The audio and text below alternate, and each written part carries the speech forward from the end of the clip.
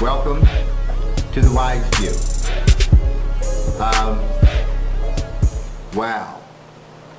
A lot of events have transpired over the past week, and as we continue to watch the news, as we continue to pay attention to social media, more and more becomes revealed about what's happening. And Trump hasn't even gotten to the White House yet.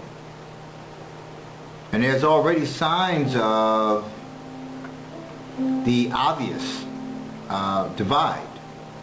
And I keep trying to tell everyone, and people keep looking past this one, but we don't have a dog in this fight.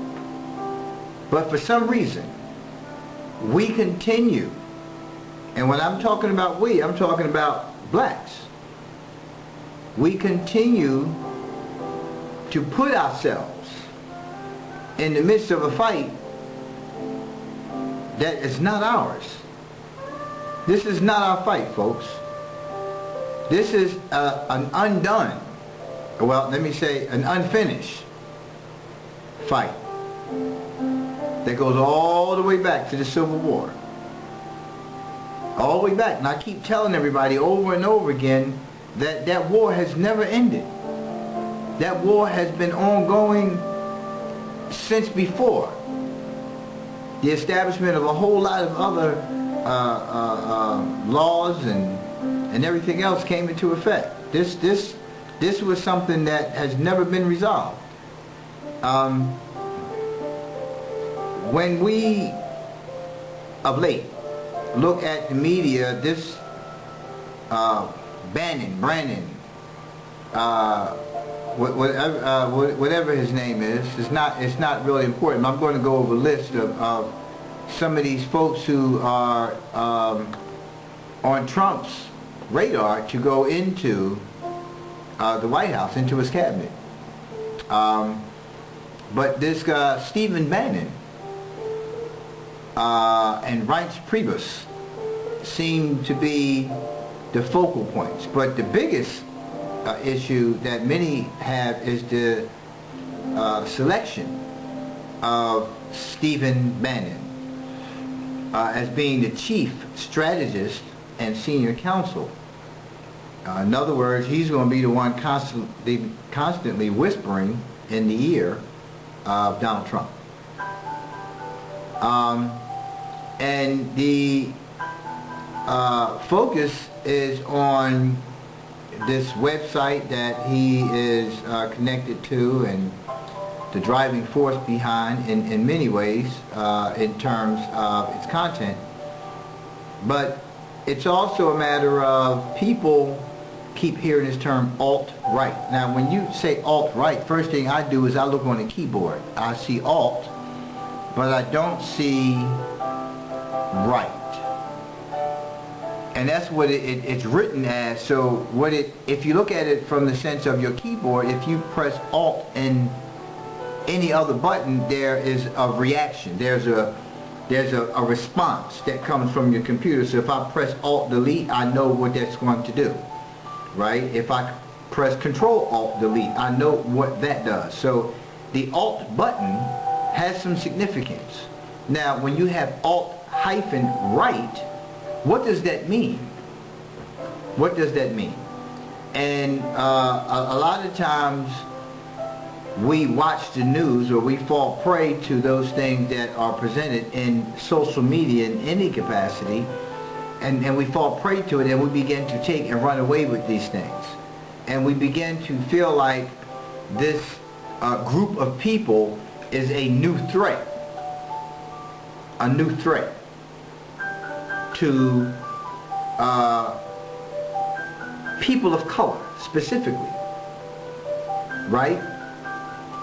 But in the reality of all of this, they are very insignificant. They have no foundation of anything other than a group of people who get together and express their views on this particular website. And I'm not going to mention the particular website because I'm not going to promote it.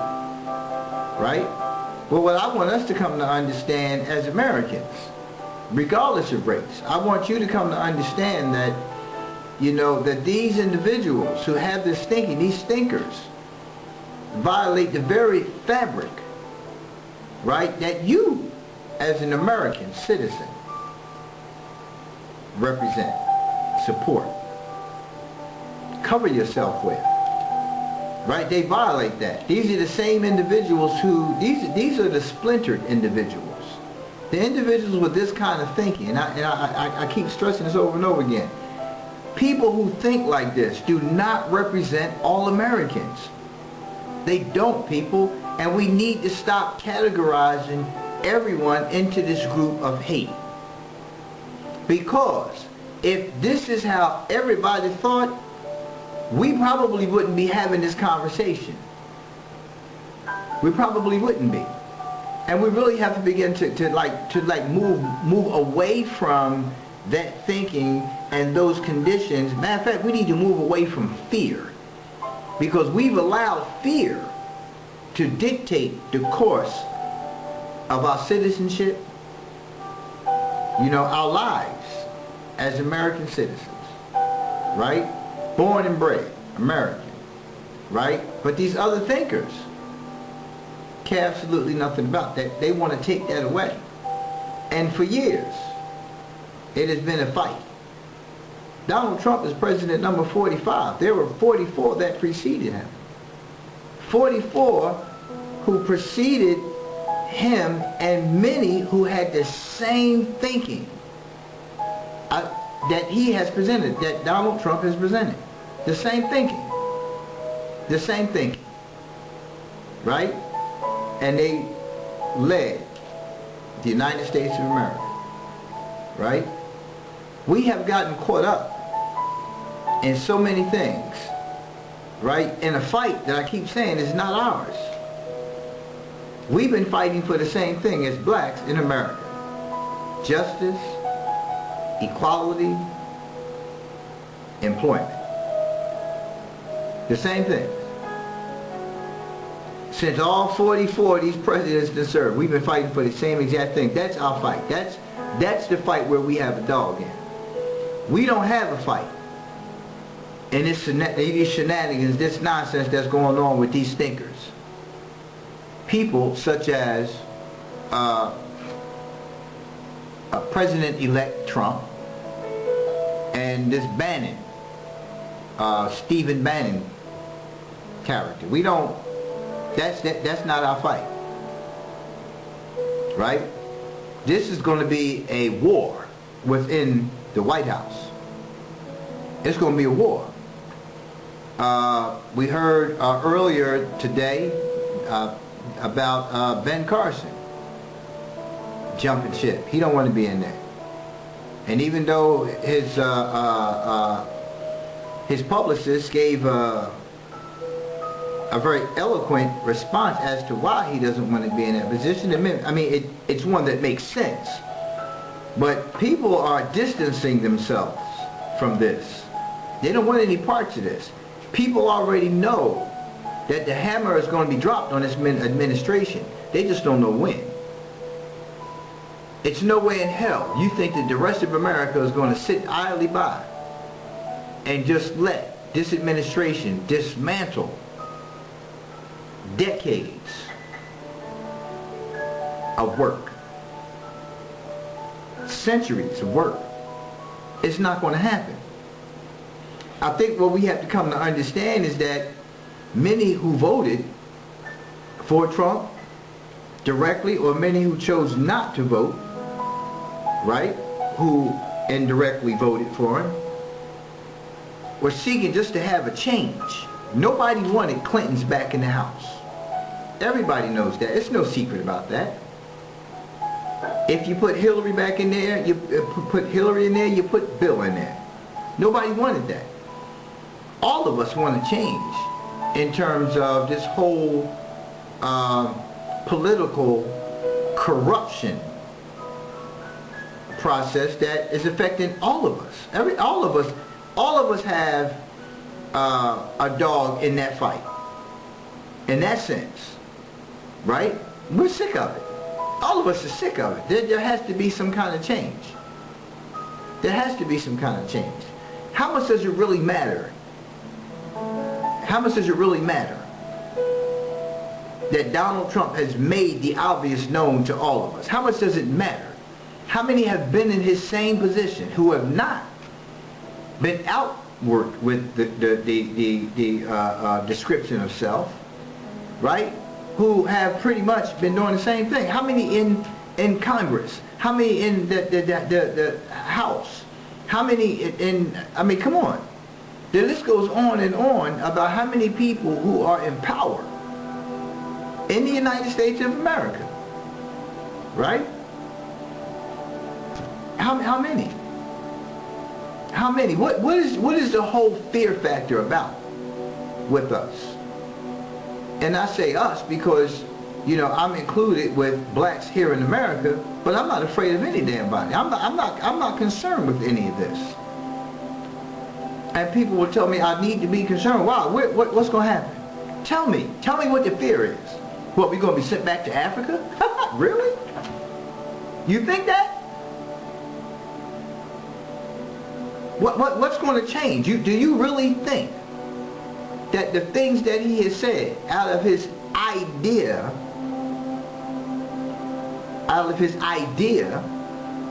of how he sees the world, you really think that we're going to be put in that position? You really think that America has come that far? What we've learned is that America has pushed aside to care in many ways. In many ways, they pushed aside to care and pushed for some kind of change to happen. That is how much people wanted this to change. We keep talking about the lack of support that blacks gave to Hillary. But we don't say the same when it comes to blacks who supported Trump. Why should blacks support Hillary? Well, to not have Trump. Well, prejudicial and discriminatory conduct, no matter where it comes from, is going to be the same across the board. It's going to be the same across the board. And so many of us, when we have conversation amongst ourselves as blacks, we go back and forth. Yeah, well, you know, but Trump such and such, and he said this, that. Well, because Hillary doesn't say it, she has truly shown it. She has truly shown it in her actions. She's truly shown it in her actions. Right? Come on, let's be real here. And this conversation has gone on and on when this whole thing came down to just two people. That we were forced, right, to make a choice. Choose from the best of two evils. How does that make sense? How does that even make sense? And then you want to make an argument out of it. You want to make an argument and say, hey, well listen, this was the better candidate. Really? We've already had Bill. What did Bill change for blacks here in America? Matter of fact, what did Bill change and make better for America, period? Right? We keep jumping on bandwagons and we don't do our own homework. And I've been guilty of that myself. I've been guilty of that myself. Right? So, I have the potential like anybody else. All I'm saying is when I made the decision that I want to learn something about what was happening here in America to us Americans, right? I wanted to start doing some homework, and I began to do my homework back in 2007. In 2007, I started looking at things a lot differently. I'm no political analyst, not by a long shot. I'm just like the average person who's sitting home watching the news on Facebook, on Twitter, reading the newspaper. I'm the average Joe. That's who I am. But it's the average Joe who made the decision that they're sick of politics as usual in the White House. And what we continue to do is we continue to make these assumptions that everybody who voted for Donald Trump is racist. That's what the theme continues to be. And I know I'm going to get back to it. I started talking about the alt-right. I'm going to get back to that. I'm going to get back to the discussion of the Confederate States. But y'all know how I ride. I'm a storyteller. Right? I always have to be going somewhere. I told you where we were going to end up. But in order for us to end up there, we have to go down a path first. Because we're in a mindset right now. Right? Where everybody is all up in arms. Right? The protests, I get it. All right? You want to protest the outcome. But it is what it is. So what are you protesting at this point? Impeachment is going to come at the hands of his own. The ones who this fight is really with. That's what y'all keep missing here. When you start talking about impeachment, right? Again, that's not our fight. And you really have to ask yourself, in order for Donald Trump to get into this position, was it really about him or is this really about Pence? And I tweeted that. So when the things hit the fan and the change comes, don't sit there and act like I didn't say it. Because Pence is really the focus here. It's really Pence, the real apprentice. Yeah, y'all not paying attention here. Donald is brilliant in his thinking in so many ways. You're talking about a person who's worth billions of dollars, right? Like him, hate him, it don't even matter. I want you to start thinking realistically. I want you to start thinking realistically about what's going on in the office. Because there's a lot that's happening right here that we're missing because we're being so diverted, because we're being so divided. We've been so divided and we continue to ride on this other stuff. Right? The stuff that continues to get us in trouble. Right? When I say in trouble, it's because what happens is we're allowing ourselves to be consumed by hate and not realizing what hate does on another level. Yes, hate motivates us to delve more into a situation. It forces action. I get that. Right? But there is more to hate. Hence the reason why you keep seeing all these divisive things placed before you in the media. There's a reason for all of that. There's a reason for all that. And what I'm asking all of you, to do is to stop posting this stuff. Stop giving this stuff life. We care absolutely nothing about these racist individuals. We care absolutely nothing about that, and we have to stop showing that we care, because when we repost Klansmen, when we repost hangings, when we repost all those things, we give those things life. And what we have to understand is just like listening to rap music. If rap music falls upon the uneducated, the unlearned, the untrained mind, right, it begins to take somebody in a direction that they don't need to be in. Right? They begin to think that this music is what's significant to living life. Right? But a learned mind, an educated mind, a trained mind, listen to it and hear the cry. Here's the cry of those living that life in the streets. It's the cry from the streets. Right? Unlike hip-hop. You know, hip-hop was a culture, is a culture that, you know, spoke from the streets. Right? But it was real rap. Then this gangster rap and all this other yin-yang stuff came along that really has no significance. Most of it has no significance. It's just about being irresponsible, making babies, doing drugs, just party life. And that's the diversion. That's the diversion, people. Right? Let's get away from that.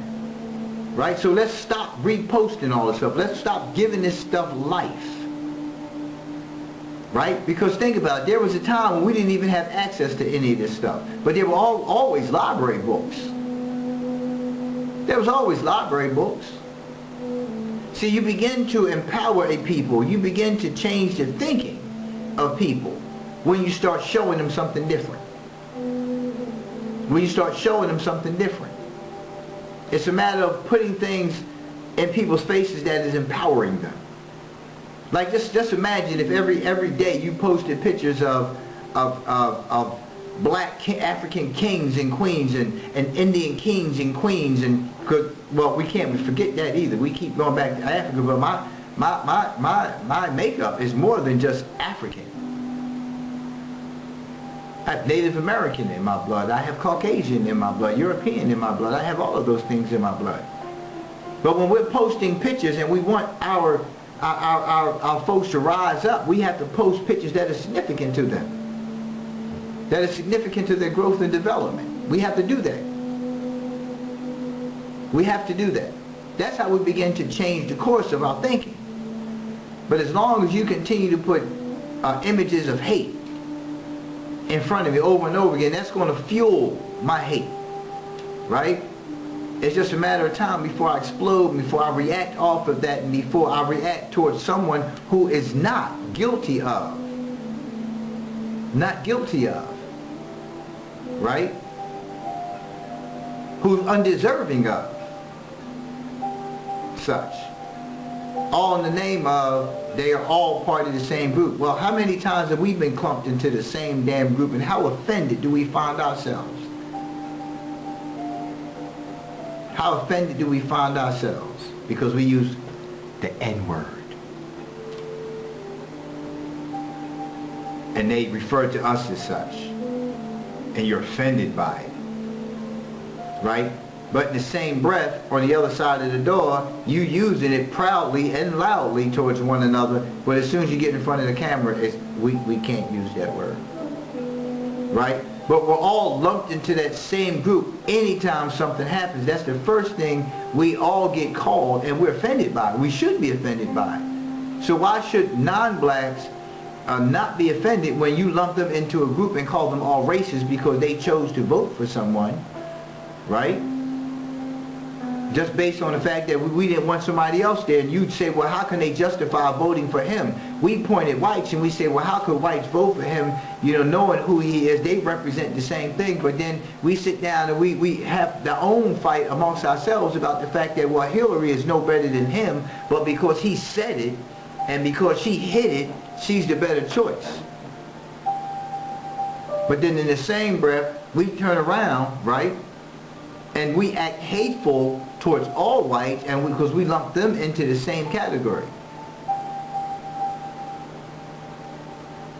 We lump them into the same category. Right? And we're not seeing what hate is doing to us. We're not seeing that we're on both sides of the fence. We're all saying the same thing.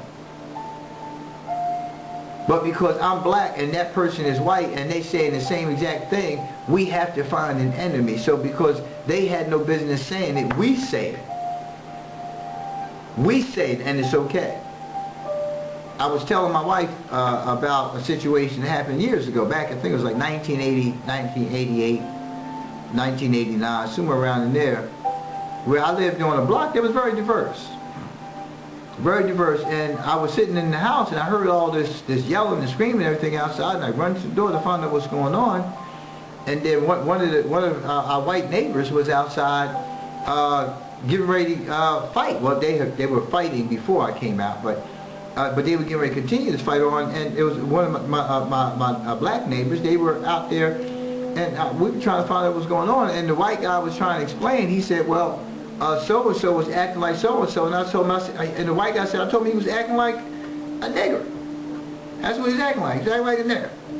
And he said to me, you know, what that meant was an ignorant person. He said, and at the time, that's how he was acting, so that's why I called him. He didn't see nothing wrong with it. But then the black guy wanted to fight him because he used the word towards him. But then every time you see my man, the brother on the block, that's all he uses all the time. Everybody, what's up, nigga? What's up, nigga? And it wasn't no AH on it, and that's a justification even if it was an AH on it. But the whole thing of it is that we have to look at what hate is doing to us. And as long as we continue to promote hate in any capacity, because you're promoting it. When somebody's hung, and I say we because I'm guilty of it, and I'm telling them, I'm talking to me too. I'm not just talking to you. I'm talking to you and me. I'm saying because we need to stop this. We need to put an end to this roller coaster of hatred. Because we had people who were hurting, right, in so many other ways. We're still looking at sentencing disparities. We're still looking at a lack of jobs. We're still looking at injustice. We're still looking at all these things. We're still scraping bodies up off the street of our brothers and sisters who have been slain in the streets. But not just racist individuals, but by our own. And I use the term racist loosely because we're going to talk about that in a minute too. Right? But you know, it's a whole lot going on. And with all this hurt and all this trauma going on, all we are doing is we are stimulating an innate condition. And when I say innate, there's fight or flight. We are stimulating that aspect of the human being every time we post those things, because you have some people say, I got to get out of here, I got to leave this country, I can't stay here. Right? And they want to go to Canada. They want to go somewhere else. Like you're gonna be loved more at these other places. Come on, that's just not a reality. Right? But you have all this stimuli that constantly goes on. And then we have destruction in the streets. And nobody's helping with the destruction in the streets. I mean, there's a handful. When I say nobody, what I'm saying is there are grassroots organizations who are out there fighting every day to try to break these gangs up, to try to keep our youth from being lost in gangland. But there's so many of us adults who are leading it, who are running that, who are part of it alongside of the youth, that make it difficult. But it's at the grassroots where all this is going on, but nobody is hearing us at the necessary levels. They're not making it happen. They see it. They turn the blind eye to it. They get lost in cable, so they don't have to watch the local news, so they don't have to see what's going on in their own communities, because they live in this bubble. They operate in vacuums. Their community no longer has any significance to them. So we have to begin to look at where it is that we are. Where it is that we are. See, people want to make the argument, well, Sabir, it sounds like you, so like what you, Trump supporter? What I am is a person who takes responsibility for bringing to the community necessary information for them to make a conscious decision as to what it is that they're doing. Right? So if you're a Hillary supporter, that makes you, what, better than the person who voted for Trump? Help me out here. Who I voted for is none of your business. Whether I even voted is none of your business. The business is what direction we're taking all of this in, outside of the presidency. Because the same hate that we're focusing on at that level, right, we don't use at the level of our own communities, of our own legislative districts, where in many cases, in most cases, they look just like you and I. No qualms about that. No protest about that. No complaints about that whatsoever. Well, you complain, but no protest, where you're going and you're addressing the issues to these officers that are responsible. You don't have any qualms about that. When it's at that level that more harm is being done to the black community, but nothing being done about that, because you're so caught up in the hate that's being put before you. That's what the focus is. So you make me your enemy, right? Because it's easier than for you to take responsibility and look at this whole picture of what's going on here. Because there's a bigger picture. But we're stuck. Because now we're insulting and assaulting one another based on voting preferences. Based on voting preferences. Because we want to get on the bandwagon with the good old boys club and, well, okay, well, this is where we're going. We who? We who? It's a lot of decisions that are being made for blacks in America by blacks, right? That all of us ain't vote for, that all of us didn't agree to.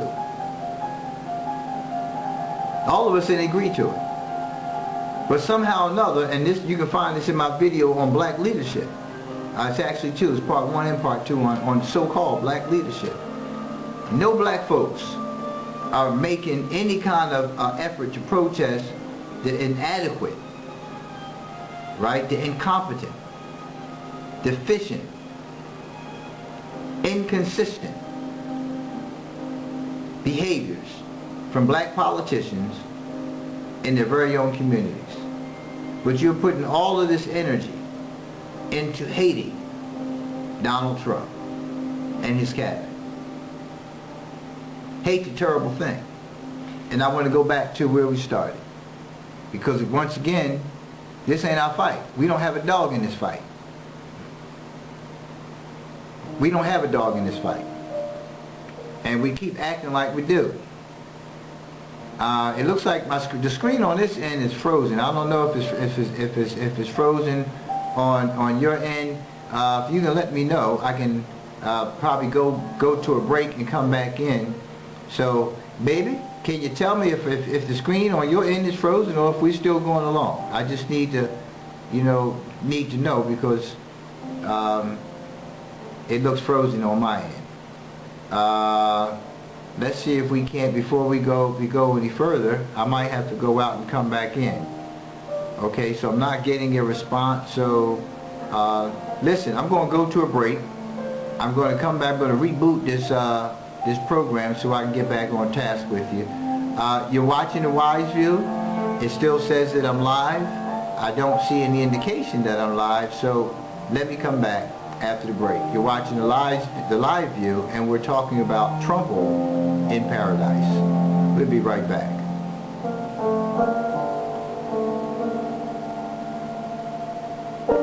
Yeah, it's moving again. I'm not really sure what's going on with that. Okay, so let me get back to that. All right.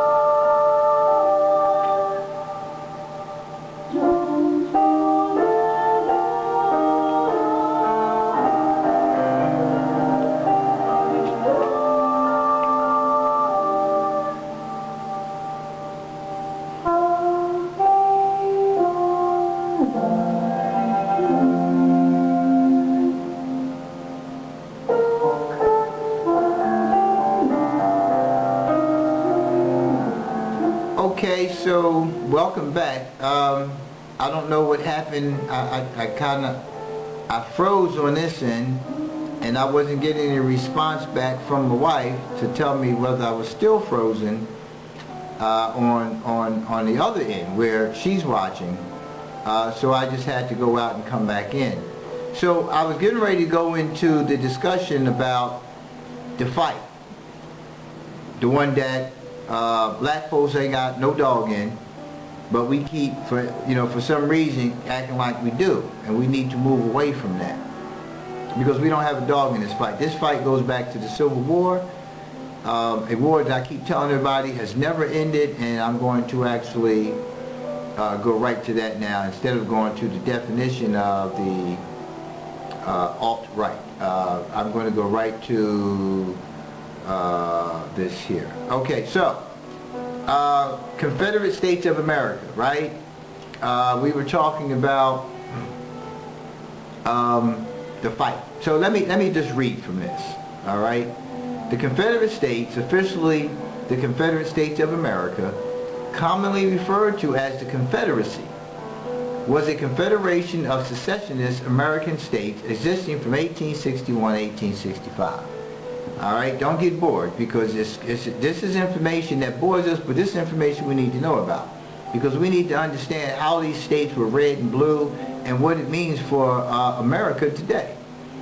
It was originally formed by 7 slave states: South Carolina, Mississippi, Florida, Alabama, Georgia, Louisiana, and Texas in the lower South region of the United States, whose regional economy was mostly dependent upon agriculture, particularly cotton, and a plantation system that relied upon the labor of African American slaves. Each state declared its secession from the United States following the November 1860 election of Republican candidate Abraham Lincoln to the United States presidency on a platform which opposed the expansion of slavery. A new Confederate government was proclaimed in February 1861 before Lincoln took office in March, but was considered illegal by the government of the United States. After the Civil War began in April, 4 slave states, Virginia, Arkansas, North Carolina, and Tennessee, of the Upper South, also declared their secession and joined the Confederacy. Now I want you to look at the map. I want you to pull out the map, and I want you to look at all the states, right, that I'm speaking of. Matter of fact, you can just go to the Wikipedia website, look up Confederate States, and they have a map there for you. But if you're able to just pull up a map now and look at the map of the United States and look at the states that I mentioned to you, then you'll see the map makeup of the lower South and the upper South, right?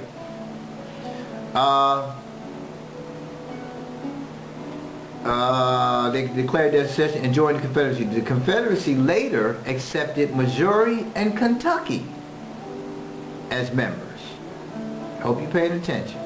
Although neither officially declared secession, nor were they ever largely controlled by Confederate forces, and you need to understand that there were Confederate forces and who those people were, right? Confederate shadow governments attempted to control the 2 states, but were later exiled from them. Now, they were exiled from them, but where are they now? And where did they go? That's the question. The government of the United States rejected the claims of secession and considered the Confederacy illegitimate. Right? So now you got, what, 2, 4, 6, 8, 10, 12, you got about 14, 15 states that were part of this secession, part of this Confederacy. And the United States rejected their claims of their secession because it was like, it's unlawful. It's not, you can't do that. Right? And they considered the Confederacy illegitimate.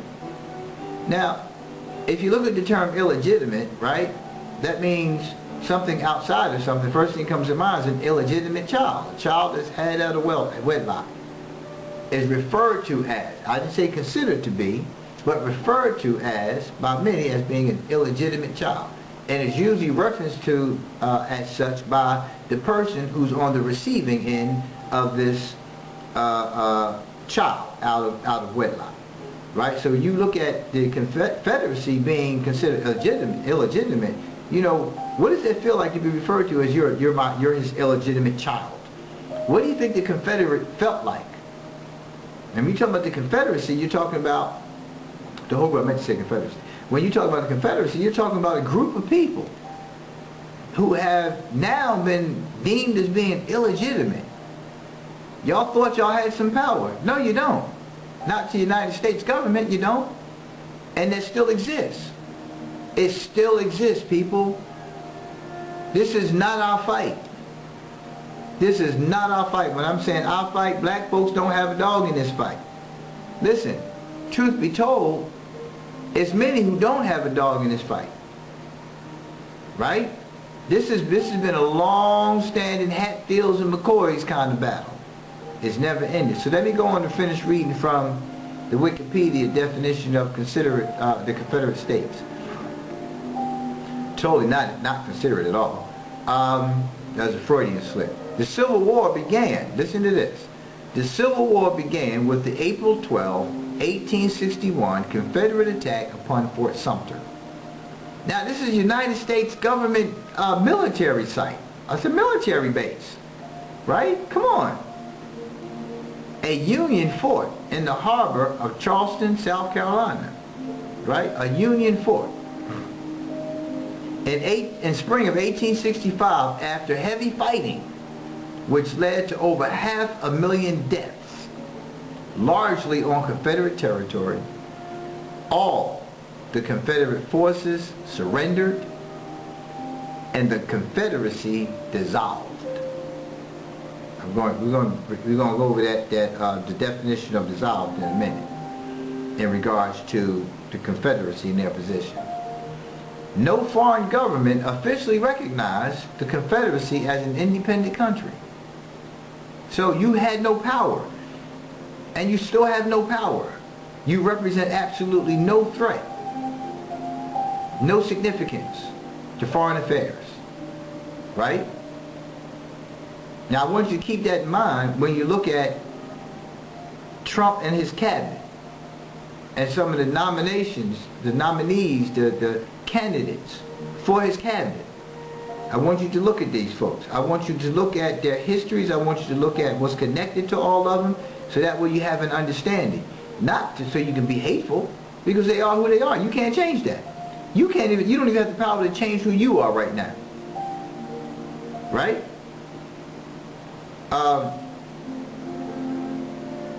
So no foreign government officially recognized the Confederacy as an independent country, although the UK and France granted it belligerent status.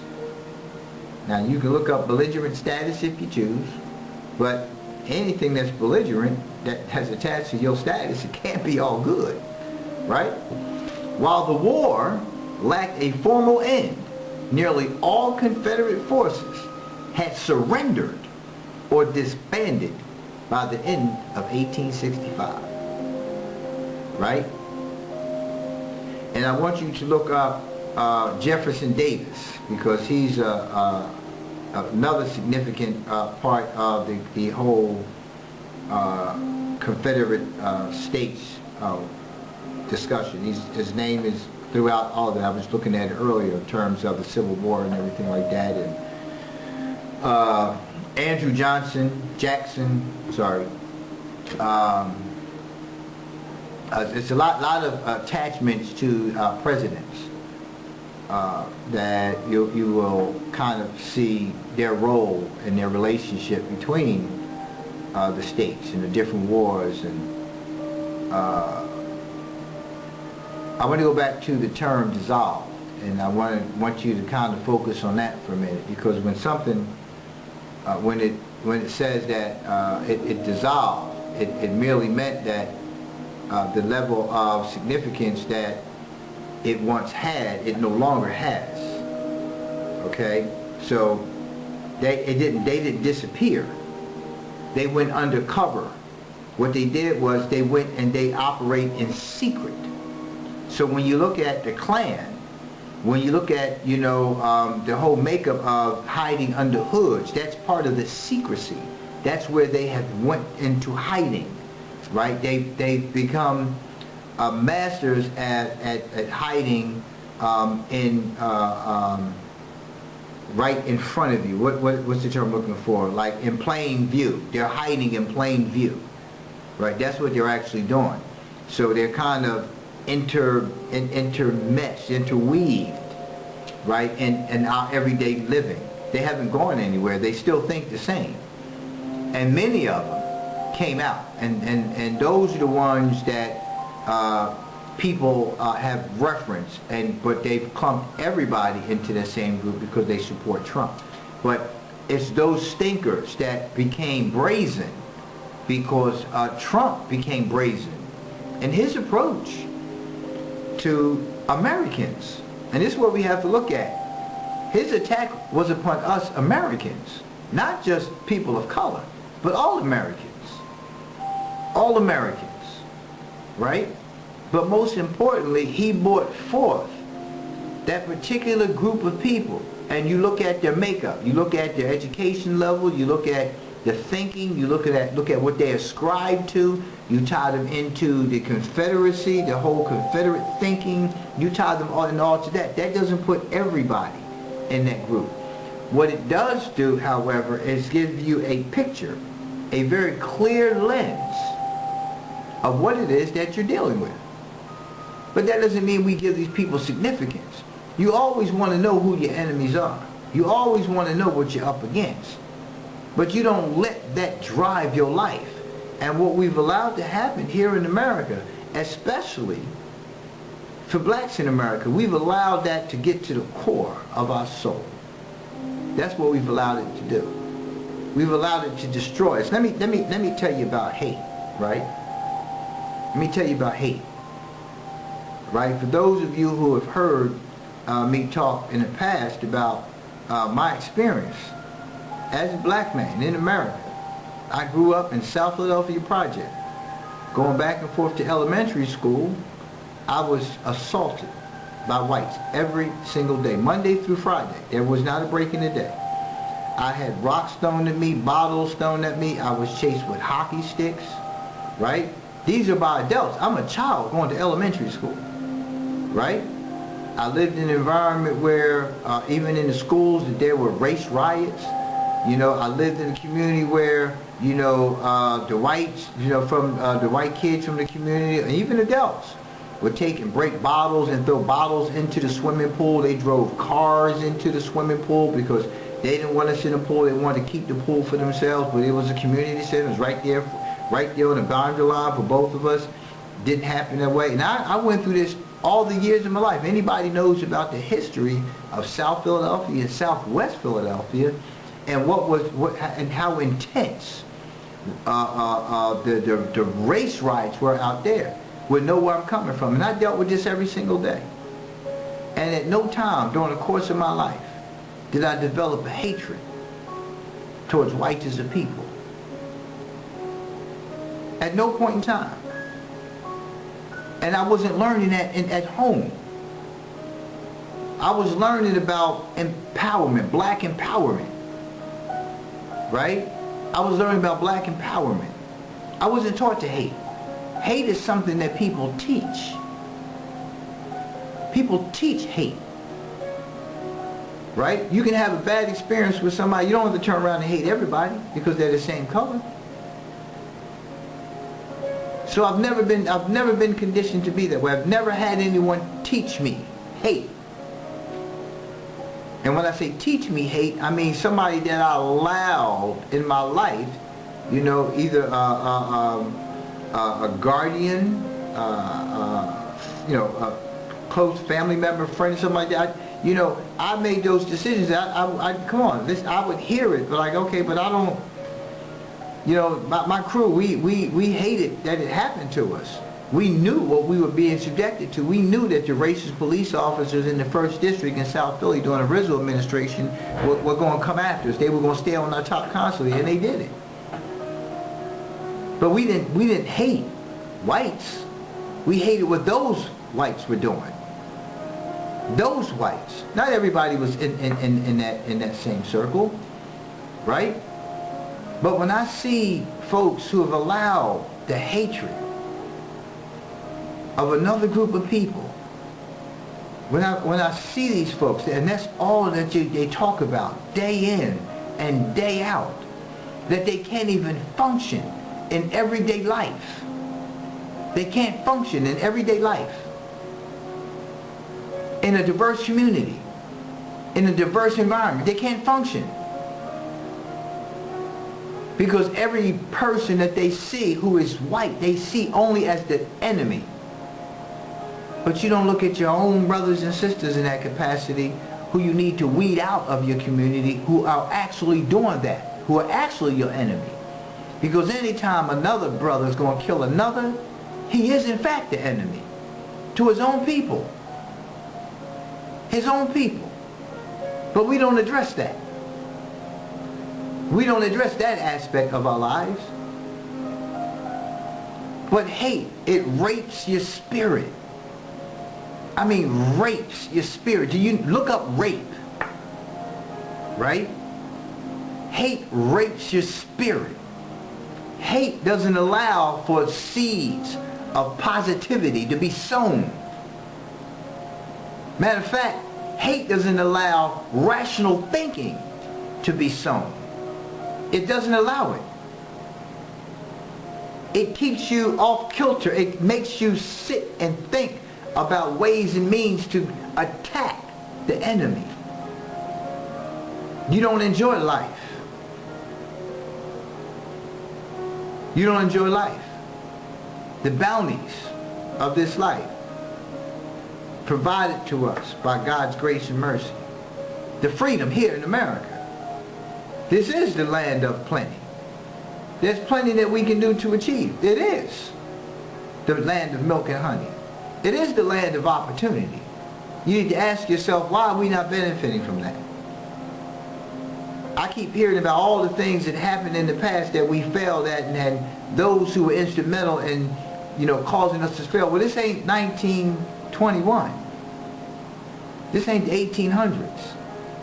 This is 2016, folks. This is 2016. Right? Two things we need to let go of. Fear and hate. I don't operate in fear. At 56 years old, everything has been thrown at me. Literally, and pun intended, everything has been thrown at me. Everything. And still I stand. Still I rise, as Maya Angelou would say. And still I rise. There's nothing that you can throw at us as a people that can cause us to sit down except the inner destruction, which is driven by fear and hate. We're so afraid of one another in our own communities that we have to walk around with these scowls on our face, that we have to walk around with illegal weapons, that we have to walk around briskly so we can get out of our car, get into our house, so we can avoid that which exists outside of our homes. But hate is a terrible thing, man. It's a terrible thing. Hate causes you to destroy your own damn community. You wake up the next day and realize that, I can't go. Yo, Joe, I need to go get some milk. But you burnt down the store last night. Oh. Wow. We did? And what did that change? Trump is still in office, or whoever it is, still in office. Life is going on all around us, and still no productivity. It's counterproductive to do those things. It's totally counterproductive, right?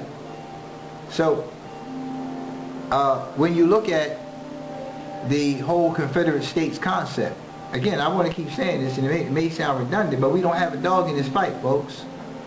What's about to go down in the White House as nothing that many of us have ever seen.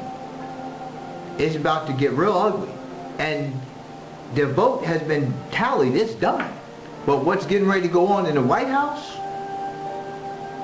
with all these Republicans With all these stinkers, don't forget, you still got some in there who have splintered from the thinking. They may be in office, but they're still not necessarily in alignment with the United States government. They have their own thinking. They still have that Confederate thinking. That's why you have some of the outcomes that you have. But because they lie in wait. There are many who have been waiting for this opportunity. But they're going to rear their ugly heads and they're going to get dealt with by their own administration. Their own administration. Right? The incoming, the outgoing administration. You got people, listen, it's about to get real ugly. And we need to sit back and watch sparks fly. We don't have a dog in this fight, people. What makes us continue to think that we have a dog in this fight is the level of hatred. The level of hatred that we continue to display on our pages. I'm asking you. Listen, I'm pleading with you. Let's begin to do something different.